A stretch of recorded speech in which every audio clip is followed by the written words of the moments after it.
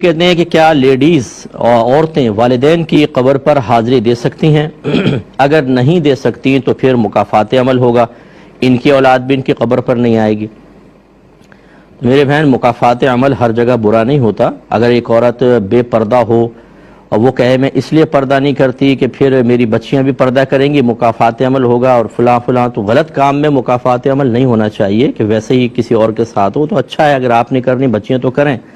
اسی طریقے سے جو قبرستان ہے اس میں عورتوں کا جانا مناسب نہیں ہے، یہ اپنے گھر سے ہی فاتحہ وغیرہ پڑھیں۔ ان کے لیے اگرچہ قبر کی زیارت مرد عورت دونوں کے لیے مستحب ہے، نبی کریم صلی اللہ علیہ وسلم کا جو فرمان ہے وہ دونوں کے لیے ہے کہ پہلے میں نے تمہیں قبور کی زیارت سے منع کیا تھا، اب میں تمہیں اجازت دیتا ہوں کیونکہ اس سے عبرت حاصل ہوتی ہے۔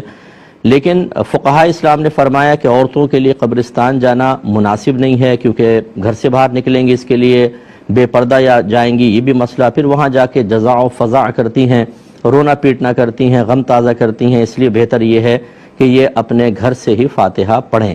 اور یہ جو جس عورت کے بارے میں ہے کہ وہ اگر گھر سے باہر نکلتی ہے قبرستان کے ارادے سے تو اس پہ اللہ کی لعنتیں نازل ہوتی ہیں، اس کو ایک خاص کنڈیشنل صورت میں لینا ہوگا۔ خاص اس کی کنڈیشن ہے کہ بے پردہ نکلے، نامحرم کے بغیر نکلے، راستہ پر امن نہ ہو، وہاں جا کے روئے پیٹے شور شرابہ مچائے اور بے ادبی کرے، بد تہذیبیاں کرے، اس کے لیے تو ہو سکتا ہے، ورنہ ہزارہا عورتیں نبی کریم صلی اللہ علیہ وسلم کے مزار اقدس پر حاضر ہوتی ہیں، شہدائے احد کے مزارات پر آتی ہیں، جنت المعلا جو مکہ قبرستان ہے، جنت البقیع میں خیر عورتوں کو جانے نہیں دیتے لیکن باہر سے تو حاضریاں سب دے رہے ہوتے ہیں، تو یہ اگر تو جانا مطلقاً منع ہوتا تو پھر ان کا استثناء تو نہ ہوتا، وہ سبھی کا ایک حکم ہوتا ہے۔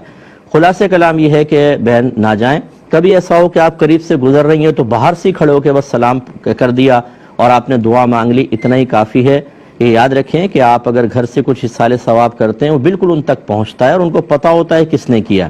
اس لیے خواتین احتیاط کریں۔ اور اگر مکافات عمل کے طور پہ آپ کی بچی